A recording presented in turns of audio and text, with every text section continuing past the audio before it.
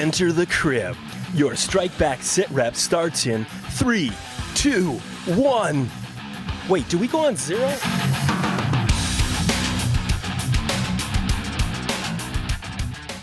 Welcome back, everybody. We say this every once in a while that our guest this morning certainly doesn't need an introduction, and it has never been more true than our guest for today. So I'm just going to cut right to the chase and welcome executive producer, showrunner, writer, director of The World of Warrior, Jonathan Tropper. Welcome. Hi, thanks. I would have liked to hear the long version of that intro. I'll email you. That was great. Yes, thanks. So I'm wondering if we can kick off, if you can sort of just take us back to kind of the beginning and the first conversations maybe you had with Shannon Lee in particular about building this world, because one of the things we have found so fascinating, one, enjoyed watching as fans, but then talking to everybody, is how detailed and how full the world is that you built. And we ask people and they're always like, Jonathan Tropper. It's all him. It's all him. So, if you can, Just want to get in on season sort of tell us a little bit about how you guys talked about building the world and how it came to be. So I had been finishing up another show for Cinemax called Banshee, which was in its final season, and I had. You may have heard of that. Right, on this Monster podcast, fans. This podcast, you've probably heard of it, but we the network had asked us to do 5 seasons, and we had made the decision that it really ends in 4, and so we had just told the network we were going to end it in the 4th season, and Carrie and Phyllis, who ran the network, was very he was really support. It was really interesting because we were their most successful show, and you would think they would have pushed us for that 5th season, but when I kind of explained to him how the story kind of has run its course, he was very supportive of that. And then he called me like a week or 2 later and said, what are you planning to do next? And I said, I'm not sure. I'm looking at a few things. And he said, well, he knew I was a big Bruce Lee fan. And he said, we had this meeting with Bruce Lee's daughter and Justin Lin, and they've got this treatment he wrote 1 million years ago, and it's, and so like there was nothing about that didn't get me excited. I had apprehensions, but I was very excited, and I went to I don't remember if I did a phone call first or just went to a meeting in LA when I got to LA with Justin and Shannon. And I think what's weird is I think it was an audition meeting for me. Like they wanted to hear my take on Bruce Lee and my take on the material and my take on the time period. And I honestly don't remember ever getting usually when you do these things, then your agent calls a day or 2 later and says, oh, they loved you, they want to work with you, or, oh, well, we got to see, they're still talking to 3 others. I don't remember any of that happening. It felt like by the end of that meeting, we were already working on the show. And it was daunting in that, you're dealing with Bruce Lee's legacy, and his daughter's a executive producer on the show, and you feel a tremendous sense of responsibility to the family and to the fan base to not blow it. And at the same time, he had picked a really intricate, a really involved and complicated time in American history to set the show in. And that took a tremendous amount of research because I didn't know anything about it. And like most Americans, my history lessons in high school and college did not really cover the Chinese immigration experience for more than a page or 2 here and there, maybe when you're only tangentially when you're learning about the railroad or you're learning about. I was gonna say it's the railroad is always like the little paragraph that you get. Yep. Right, and so basically I started to do a lot of research, and it was very intimidating because I'd never done a period piece before. To think about how to build this show, and in the end, it was just so many. There's no comprehensive history of this. There's just a lot of sort of interconnected nuggets, and the fact that exists in that way was both fascinating and also a little bit liberating, because we felt free to kind of invent a tapestry based on all these nuggets, as opposed to having some kind of authoritative text that told us it has to be this way. And at the same time, tonally, to sort of embrace the Bruce Lee I mean, the Bruce Lee ethos, if you looked at his movies, there was always a sense that Bruce Lee was clearly a fan of Westerns. Clearly in the movies, he embraced a slightly heightened reality and a slightly heightened way of dealing with things. And so we decided to do the show in that way, where we heightened the world a little bit. We didn't have to make it a really detail-oriented docudrama. We could create sort of our graphic novel version of the world. And once we were doing that, every little bit of history we could dig up, it was really fun to infuse that into the show, because we were being sort of very accurate and true to the time period, except when we weren't. And that was sort of the fun of it. So I'm interested, right from the beginning, it's been made very clear that it's based on the writings of Bruce Lee. And so can you give us an idea of how much of what he originally wrote has been worked into the show, or did it really just serve as a framework? It was a very thought out framework, but he hadn't written a script. He hadn't written any dialogue or that. I was shown about 8 pages of basically an essay about what the show should be. And then he had singled out the character of Assam, and the character of Big Bill. And I'm trying to remember, I believe there was a third, but I'm blanking on who it was. But he had singled out 3 characters, and basically the time period and what this character's journey is. And obviously, Bruce Lee came of age in a very different time in television, when television wasn't being done the way it is now. So his concept very much lent itself to a weekly sort of an episode of the week concept that sort of existed back then in television, and probably was a little less anti-hero. It was much more hero, because in those days in television, the hero was the hero, the villain was the villain. But Shannon was really great about saying, here's the material. I'm obviously going to keep an eye on this, but you should feel free to invent this for today's television marketplace. And so Assam became both a hero and an anti-hero, and we made a much more complicated world, and we built it out.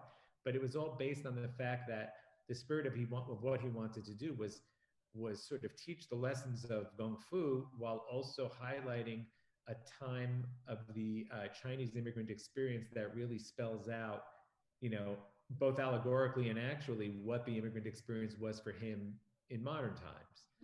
And that's something we really tried to stay true to. And we also obviously put in a lot of homages to him. We limited them, but they're definitely there for the fans. And we tried to really capture sort of the 2020 version of what Bruce Lee did as far as innovations to the martial arts movies. So it's a lot of that. Yeah. I think you really grabbed a lot of that. And one of the things that we have talked about from the beginning is sort of both that it is this, historical look at their experience, but also very current, and in a way that, I imagine you didn't quite realize what was coming. And when I wrote the pilot, Obama was still president, and the immigration issues were not front and center in the consciousness of the country. And gradually, as the new administration came in, and as our world changed, not changed, but I guess as certain parts of our world became more unearthed than they had been before, a lot of what we were doing, from 150 years ago started repeating itself. Yeah. Was that, I guess I'm wondering sort of what that experience was like, because a lot of the language that you use, some of it verbatim what we hear. Exactly what we hear. Okay. Yeah. So, you're like, no, we had that. Certainly in the second season, by the time we wrote the second season, the administration was in place, Trump was president, and so it was much easier to channel that. In the first season, it was really more a reflection of history. The second season, we were very conscious that we were writing a show that had suddenly become extremely relevant. So there is a different tone there. Yeah, it is both beautiful and important and hard to watch. Yeah, it's a weird mix of a show, which is, I think, what makes it actually really unique, is that it is a martial arts adventure show. It is an action show. There is an element of pulp to it. And at the same time, we're really trying to do a deep dive into sort of systemic racism in the history of the country, and to really convey, that experience for the Chinese. In season 2, we also convey a little bit of it from the Mexican side, and just sort of the notion this is a country built by immigrants that has always had an incredibly difficult relationship with its own immigrants. And so it's weird that we're trying to be, not quite a message show, but we're really trying to illuminate, a certain facet of our country's history and present, while doing it in this really sexy, fun package. And so it sort of evolved into something that I think is a little bigger than the sum of its parts. Yeah, and I think one of the things that the show does so well is that there's no, as you said, it's a very anti-hero. No one in this story, well, maybe Buckley is done. There's not much hero in Buckley at all. Unless, you're a white supremacist, then woo, there's your God. But that all of the characters are good and bad, and that the very, very intricate, web of racism and oppression is represented so well in the show, especially when you throw the Irish in, that, it's no longer just the Chinese and white people, or, that there's so many layers to this. And, I've said it before, I think it was brilliant to increase the role of Leary this season, to add in that layer of, we're Americans. Well, are you really? I mean, listen to your accent. And that the way in which Buckley, keeps control is for all the little people to be fighting amongst each other, and, never addressing the big picture, which is exactly what we have going on, and which, we've throughout history, you've just never been able to overcome that manipulation of fighting amongst each other.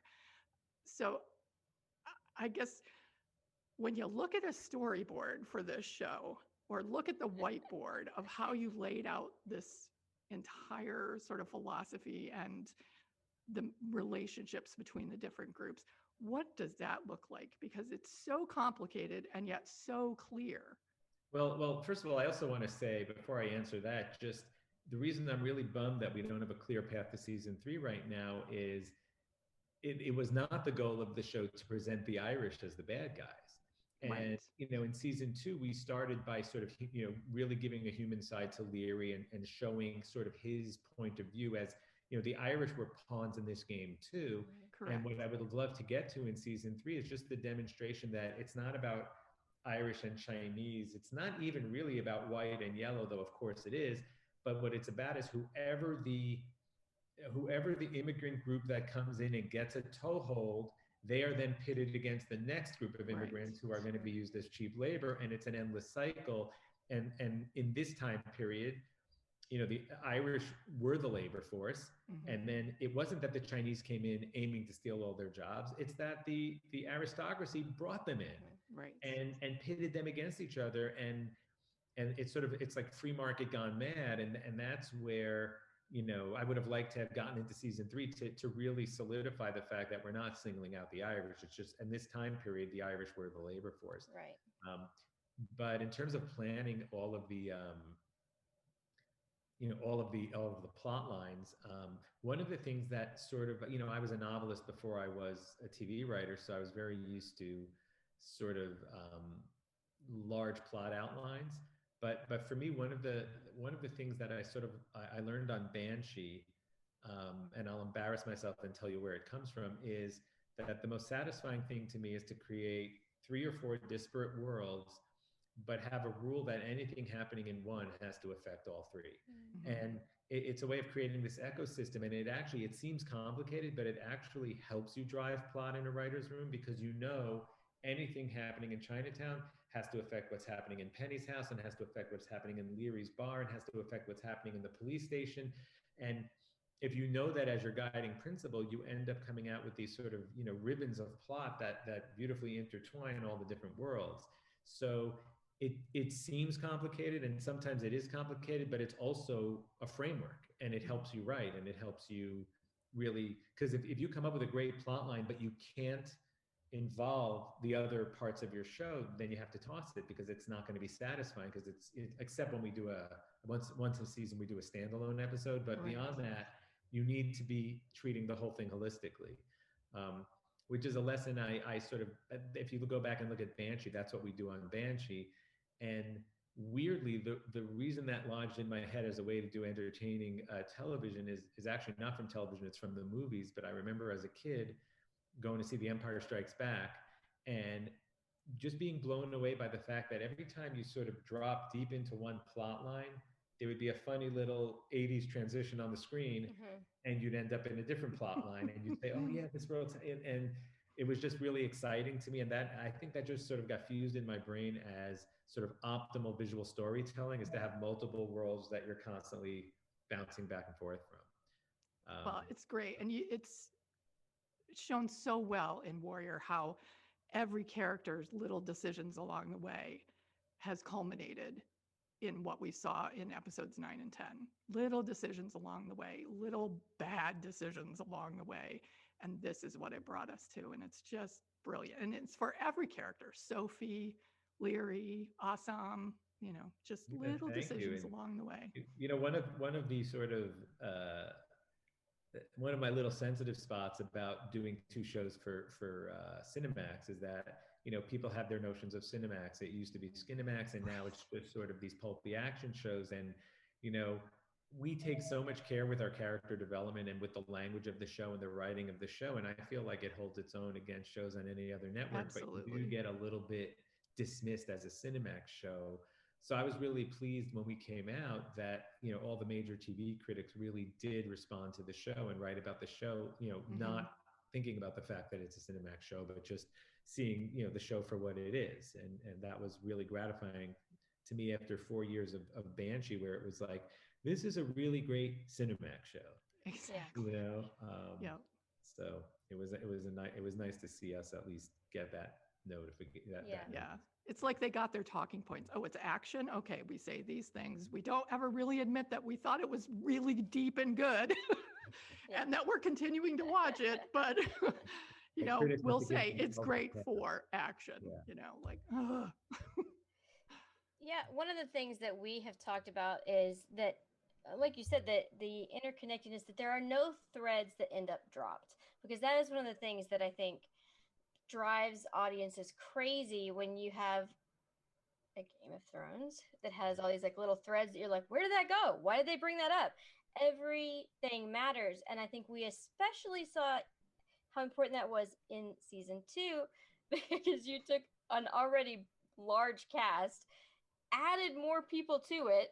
You have like a million things going on, and it feels like we see a little bit less of everybody, but every word is so important and so thought out and so tied to it that you don't ever feel at any point that a character got shorted or a plot line got lost.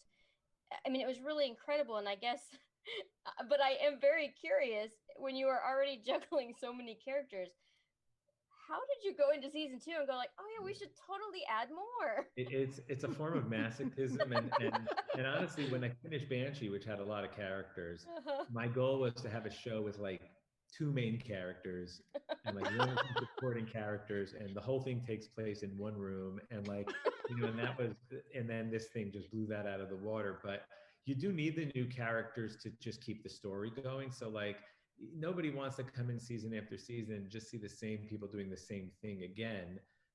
You need sort of spoilers, right? You need people who come in and change the dynamic. And so we did that, and it did become a little more challenging to sort of hit everybody and see everybody. But at the same time, if you do the math, right, we had Bolo in season 1, but he died, so there's 1 slot open, and so we didn't really bring in 3 new characters. We only brought in 2 new characters, and Sure. But it was just really, in each case, it was really important. Like, one of our stated goals when we sat down in the writer's room in season 2 was certainly like, we need to open up Atoy, right?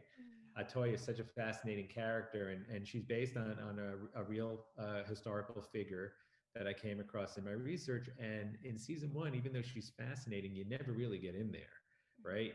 She just has this kind of, impenetrable allure, You know she has secrets, but you don't understand her trauma. You don't understand who she is as a person. And so, in doing the research, actually my wife had done a lot of the research for season 2 for us and for season 1.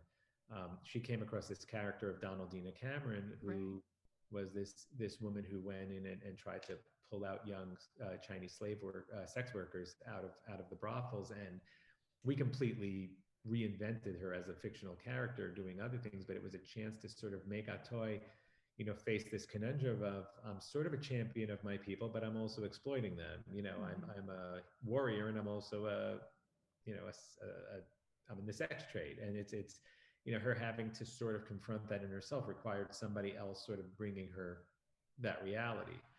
So it was always in service of the existing characters, but like Hong comes in basically in service of Assam and Young Jun, but ultimately will justify his place as his own character. And so it's just, you only realize when you're done, well, we've kind of set up a lot of hurdles for ourselves, but it's good. And it's a writer's room full of like fans. So we're fanboys and we're geeks, and we watch a lot of these shows. So we're very conscious about the things that annoy us and the things, like leaving plot lines hanging and things like that. Like we wouldn't do that because we'd be too annoyed if someone did that to us. So we're pretty careful about that. And we'll just take a moment and thank you for Hong. Hong is Hong awesome. Yes. And I would want to come back for season 3 just for Hong. Just for Hong, right. Keep that arc going. Yeah, we had a very deep discussion on the change in power dynamics with Hong at the very end of season 2. So we have to have a season 3 just for that. Yeah. You brought up taking a deeper dive into Atoy and her dilemma of, protecting her people, but using her people. And she's not the only character on the show who does that. Really, almost everyone does. Yeah. And Chow is also one of those characters who we got a deeper dive into this season, who also is, protecting his people, but makes his living off of selling the weapons to his people to kill each other. Mm-hmm. So, did you take a look at each character from that point of view? Yeah, of course. Like you just never want the second season to be a retread. And season 1, all season 1s require a certain amount of architecture and building the world. And so even though I thought we spun a lot of story in season 1, it was still sort of putting everyone on the board, moving all the pieces around. And so season 2, we didn't have to do any of that. So we could really spend our time like getting to know these characters better and understanding them better, because to just see any one of them spend another 10 episodes doing stuff similar to what they did in season 1 is just, it won't be satisfying. So the goal was to just, go, degrees deeper into every character, reveal surprising things about them, sort of understand them better without necessarily sympathizing with them or changing them, but just, understand everybody better. The goal is to never justify their behavior morally, just justify it psychologically and emotionally. Mm-hmm. Because morally they're all fucked. I mean, it's just, exactly. And yet it's interesting if you go in social media, the seeing some of the reactions that people definitely just sort of dismiss that whole gray area or, lack of morality for a lot of these characters and focus on the hero aspect of things. Well, ever since The Sopranos, that's where we're at, is that, once you get sucked in, you leave your morality at the door, and now it's just about relative morality. It's the morality of each character. So yeah. These are drug dealers. Yeah, I was gonna say we find ourselves doing that, and we'll have these conversations about Lee Young, and he wants to do this the honorable way, and trying to help Mei-ling see like the right way, and now we're like to deal drugs. He's a drug dealer and a killer. Yeah, like, oh, look at young June and Father June having this beautiful, like final end, and he's taking over to be a drug dealer. Okay, like the little checks that you kind of have to do to yourself. If you've got nothing else, it's that killers are people too. Killers are people too. There's the tagline for season 3. Except Buckley, he doesn't get to be a person. Right. Although we did get a little humanity for him this season. Yes, we're still, So one of the things that I always find fascinating is the way that everyone has talked about having these sort of we talked to Lonnie and he was lovely and he talked about like the actors having like magic items is one of the things that he was like yeah, and Jason talked about his holsters being sort of like his thing he put on, and Emily talked about her apron, and like becoming Lucy. And I guess I'm just wondering, from you, you have this huge overview, and yet still building all these details. Is how you sort of help them find that thing when you're having to look at such a big picture. Well, there are a lot of independent processes that I don't micromanage, and I think, the actors sit down with wardrobe, the actors sit down with props, and very often it's their own invention, and then they just run it by me, like to make sure it's not something that will screw something up. But like, I knew Jason was going to fight with two knives, and that I wanted him to have a holster where they came out of his back. But the fact that that became something for him, that wasn't my intention. That was just a happy accident. You know what I mean? Like, a lot of that stuff, once the actors own the roles, a lot of that stuff happens organically, and it's not something that has to be mandated from me or from the writers' room. That's so funny because they all are like, it comes from Jonathan. Well, the character comes from me, and the trappings come from me, but in the evolution of them working with stunts on their fighting style and working with props on what they're using and working with all that, occasionally there's something already specified, like it was already specified Jason's going to be a two-handed knife fighter. That was something I had already specified. But, in other cases, I had said I want Han to fight with a chain, but, how that's done and how that works, that all then evolves between their meetings with Brett Chan, our fight coordinator. And, there's a lot that goes on within the actors sort of taking ownership of their characters. And it's more me just being almost like a consultant, as opposed to it all having been, mandated by me. Like Atoy throwing a knife out of her hair, I don't remember us inventing that. I think that must have come from Brett Chan and Olivia, and we were just like, oh, that's really cool. Yeah, so I think it happens on both, in a good show where you've created a good ecosystem, I think it happens on both sides, and everybody just meets in the middle. That's a girl code thing. We can all do that. Did you know? We all have knives in our hair. I'm interested in sort of taking a step back from the show and taking a bigger look at just running this production, because we've heard from everyone about, we're used to talking about Cinemax having a really fast pace and not much rehearsal time, and that it's quick work and intense work. But it sounds like it was even more so for Warrior, that you were double banking, that you had multiple episodes being filmed at a time. Yeah, which I was not happy about. That was not a Cinemax mandate. It was what it was. It was our producer Richard, who's our physical producer, who's a great producer, figuring out a way to. We were either going to have to cut days out of production, and we didn't have the money to get the days we needed to make everything. So he came up with a plan to double bank 4 episodes in a way that got us the days. I don't understand the math of it, and I don't know why it worked. And to be honest, I don't know if it did work. I do know that we were very lucky to get out of that with as few reshoots as we did, because we didn't have any money for reshoots. And it's very intense. The best thing we had going for us on a show like ours is when the actors aren't acting, they have to be like learning fight sequences, Right. A lot of them. And, Brett Chan, who's not only a great fight coordinator, but he's also kind of like a camp counselor. And he created a world, which I'm sure the actors told you about, but he created a world he had like a big airplane hangar of a stunt academy. And he created a world where whether or not you had a fight coming up, the actors just went there 2 or 3 times a week to train. There were like group yoga sessions. There was group sparring sessions. Like he created kind of a family rec center. So we never had to fight like you do on other shows, getting your actors in for stunt rehearsals. Like the actors were always there.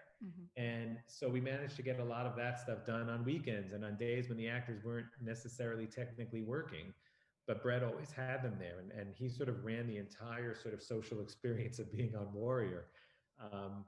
But yeah, we're always chasing the light. We're always chasing our days, and we're always coming up with inventive ways to get it all shot. Like sometimes it's, we were a 2 to 3 camera show, and sometimes it would be like the only way to get a scene done is while we're shooting this scene, we're going to take B camera and send them over there, shoot that scene, and playing all these games to just get all the footage you need. And that was sort of a skill I learned on Banshee, working with Greg Utanes, who's sort of the master of that, and try to bring with me wherever I go is just the notion of like, it's never enough money. The show I'm shooting now has a lot more money than the show we had there. I still find myself saying, let's go and throw off a camera and get that scene, because you always sort of spend all the money you have. It's just one of those things. So, talking about a possible season 3. I mean, to us, of course, being on the outside, we look at it. HBO seems, HBO Max with the, they seem like they are interested in shows that are similar to this, in that they're sort of addressing racism through other ways. And we have Lovecraft Country and Watchmen.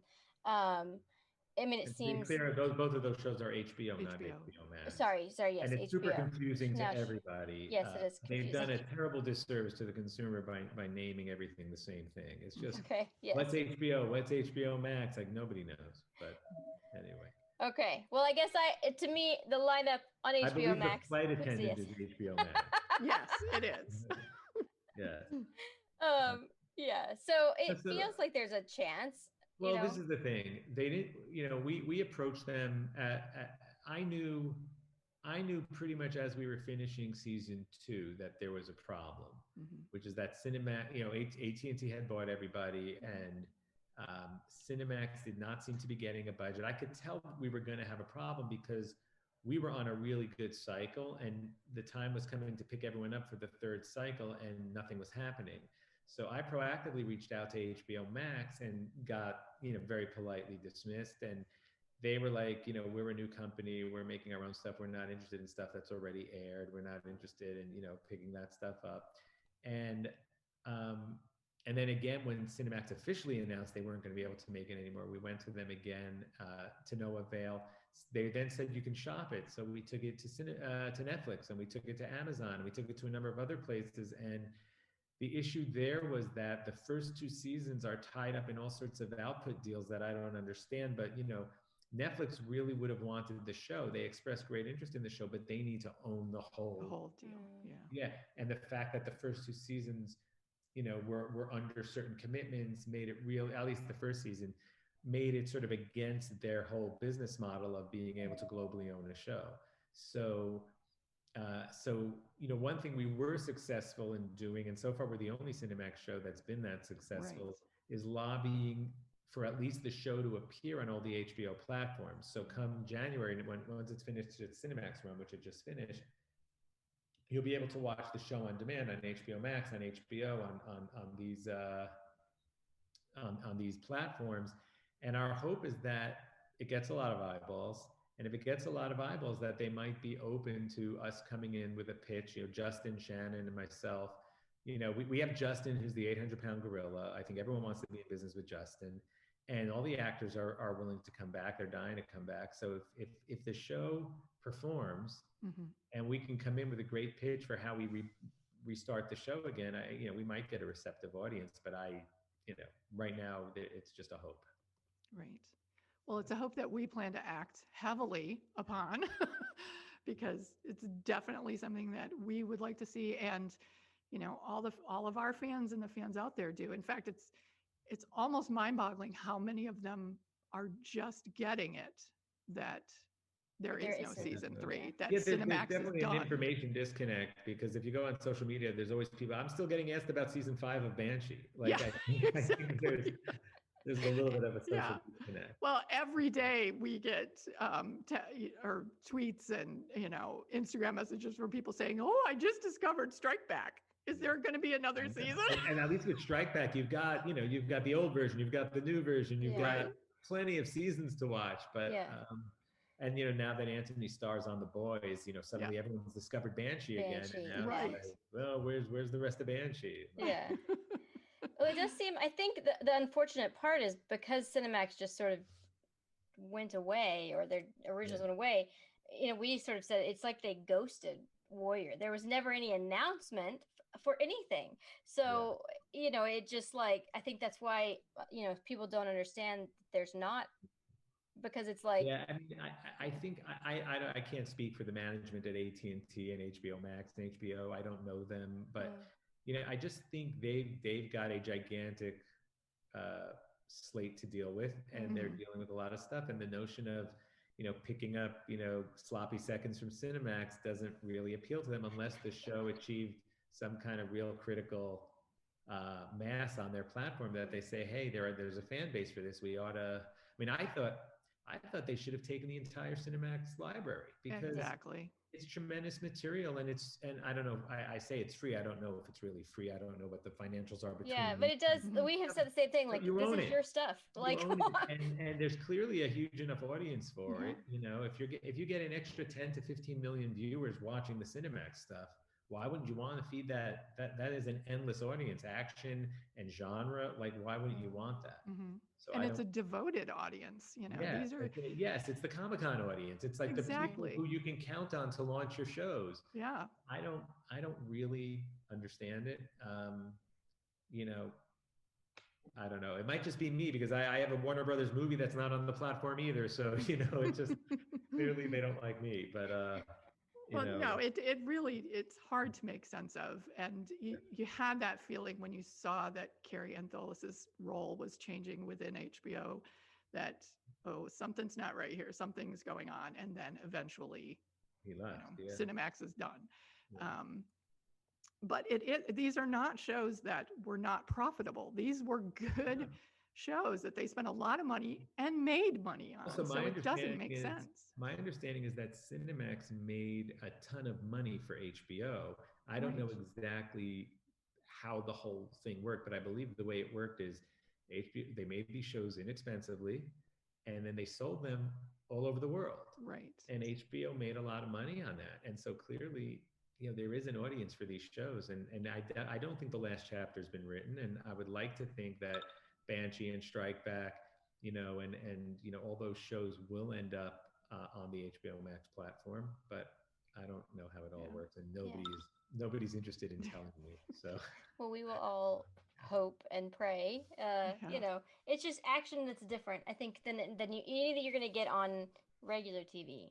You just don't see this. Yeah.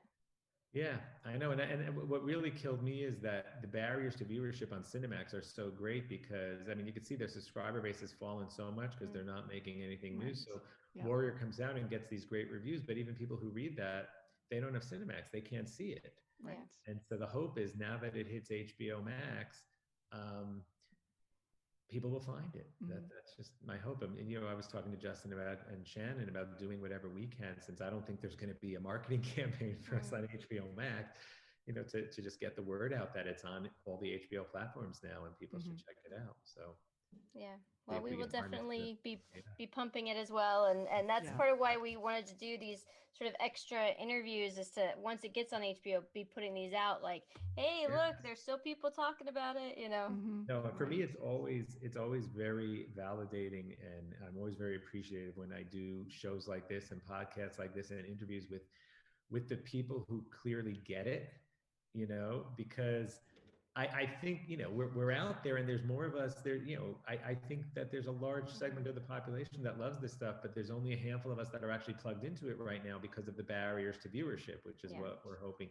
When I had this weird experience, because Hoon Lee, who plays Wang Chao on Warrior, and who was also on Banshee for 4 seasons, so he and I were in Cape Town together, because that's where we shot Warrior, and we went out to dinner. We went out for sushi, and the waiter recognized him from Banshee, and then someone in seating one of the other tables recognized him from Banshee. And outside of the United States, these shows play on the major networks, and they're successful. But in the United States, Cinemax sort of pulls you away from the HBO mainstream. Mhm. And it's just so ironic to me that these are American-made shows that actually are more popular everywhere but the United States. Yeah. Right, exactly. So And the it just, hope is, you know, it doesn't make sense, but why would you spend so much money and bring in such amazing talent and create these really, really great programs and then ignore them?